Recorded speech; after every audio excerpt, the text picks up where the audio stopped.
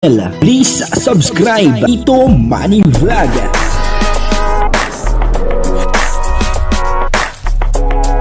Payagan po si Tito Manny Vlog na mag-reactor para pambiling gamot sa kanya pong karamdaman. Wala man siyang records ng ng awayan.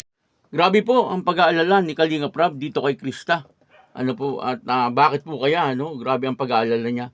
At aalamin po natin dito sa mapapanood po nating video.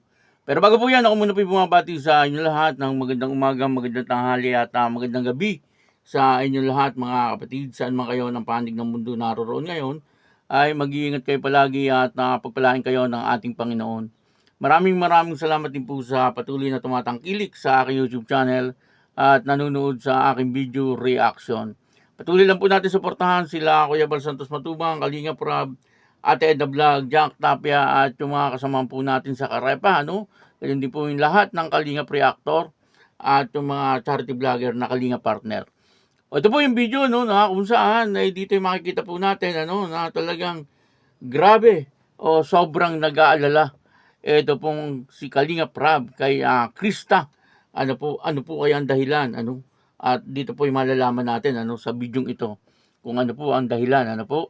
Ang kabuuan po ng video ito yung makapanood po natin sa YouTube channel ni Kalinga Prab. Part 2. Demo.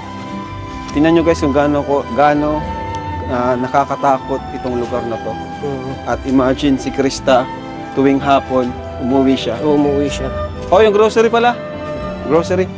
Buti maganda yung panahon Alam mo, Kwetas, ang pinaka-wino-worry ko dito is yung safety niya.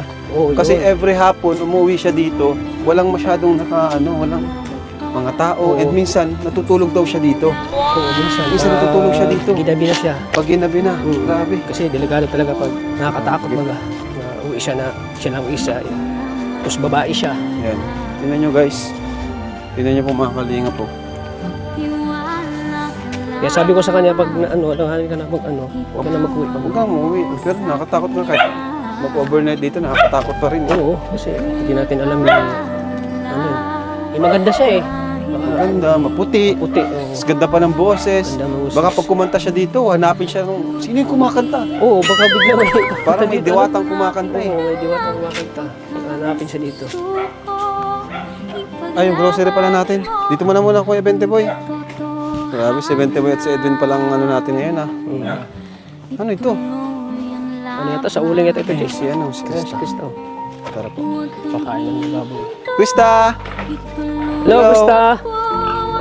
Krista! Parang pagod na pagod ka. Parang may kuya. Ay! Kumusta? Dito na naman tayo sa babuyan mo. Ako na malagay. Okay lang po. Yan. So, ay, sige. Abugin mo muna. Iingay na yung mga baboy. Iingit. Grabe yung sipag ni Krista mga kalina. Sandali lang po kayo, Rob, kasi asikasuin ko. Sige lang. Ano po? Nagkain na po ba kayo? Oo, kain na kami. Umaya na lang. Sige po. Kailangan po kasing pakainin po ngayon kasi ito kasi pong isa, mga anak na po. Kaya Ay. medyo bantayan po talaga. Stick. Kaya pala, gutom na gutom ang mga baboy. Lalaki Tignan mo guys, inalagaan ni Krista ang lalaki. Mas malaki pa sa kanya. Tapos malaki po talaga sa akin. Oo. Grabe. Sige lang. Pero mabilis na din naman po ito. Kala mo dala namin to sa'yo. Groceries. Para sa'yo to, binili namin para sa'yo. May mga dilata din dito. Sige Ayan. po, yeah. Kasi parang mahirap at ang tindahan dito, no? Mahirap po. Doon pa po sa pinakalabasan pa po.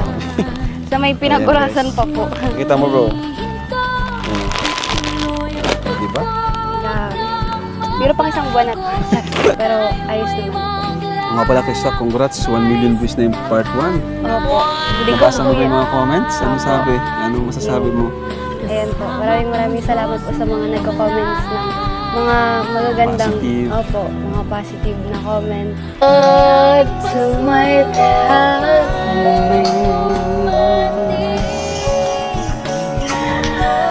looking back, how did I see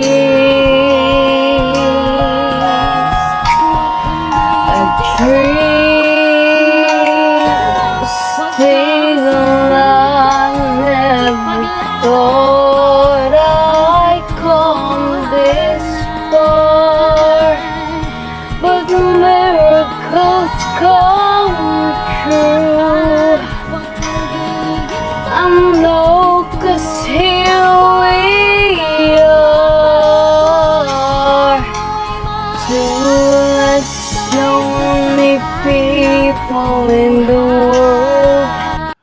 Yun po, no? Kaya naman po pala nag-aalala itong si Kalinga Prab na po. Dahil po doon sa dinadaanan ni Krista, galing po doon sa eskwelahan, papunta po doon sa kanilang bahay, ano po, na talagang napakadelikado. Ano po, di bali pagka umaga, no? Pagka siya po ay papasok sa eskwelahan, ay medyo araw po yun, maliwanag. Pero minsan daw po ay talagang inaabot na po ito ng gabi. Si Krista, ano po, papasok po doon sa kanilang bahay, ano, ibig sabihin ay galing po dun sa labas, sa kalsada, ano, tapos tatahakin niya po yung daan na yon, papasok, ano, papunta po doon sa kanilang bahay. Medyo delikado po talaga. Titingnan po natin yung lugar, ay talagang medyo delikado, no? Makikita po natin ay walang kabahayan, bihirang-bihira. Ano po yung kabahayan? Meron akong nakita parang isa, no, na dinaanan nila. Pero maliban doon ay wala na, ano po, puro kakahuyan na. Kaya napakadelikado po para kay Krista talaga. At nakikita naman po natin, ano, napakagandang bata ni Krista, no? At napakaganda pa ng boses nitong si Krista, no? At kapag may mag-iisip po talaga ng masama dito kay Krista, ano, ay talagang delikado. Ano po, sana ang gawin po ng magulang ni Krista, no, kapag po si Krista ay ginagabi na, ay sunduin na lang, ano po, doon sa labasan. May kasama po si Krista, no? Papunta po doon sa looban hanggang sa makarating po doon sa kanilang bahay, ano? Kasi sa panahon po ngayon talagang napakadelikado na. Ano po, napakarami ng masasamang loob. Kahit po mga kabataan pa lang, ano, ay talagang nakikita po natin ay gumagawa na po ng hindi maganda, ano, sa kapwa-tao. Ano po, at sana ay si Krista ay ganun po, ano, ano na lang, sunduin na lang, ano. Medyo kinabahan din po ako. Medyo kinabahan din po ako nung napanood ko, ano, yung dinadaanan ni Krista papunta po doon sa bahay nila. Ano, medyo nakakatakot po talaga, ano. Kahit po ako pagka inabot po ako ng gabi doon, ay talagang matatakot po ako. Ano? Kasi medyo delikado maraming kahoy ano. Si Krista pa po kaya ano na nakikita natin na talagang napakabait na bata at napakagandang bata. Ano po, siyempre si Krista may takot din na kasama, kaya lang siguro tinitiis lang po niya, no, para makatapos lang po siya sa kanyang pag-aaral. Sana ganun na lang ang gawin po, ano, nung magulang ni Krista. Sunduin na lang po siya doon sa labasan. Ano po, pagka po siya ay ginagabi, nang sa ganun ay panatag po ang kalooban ng lahat. Ano po, dito po nakita po natin na napakasipag din po ni Krista, no? May mga alaga po siyang baboy. At nag-iisa lang po siya, no, doon po sa kanilang bahay. Wala po yung kanyang mga magulang doon. Naghahanap buhay po yata. Medyo delikado pa rin po yun.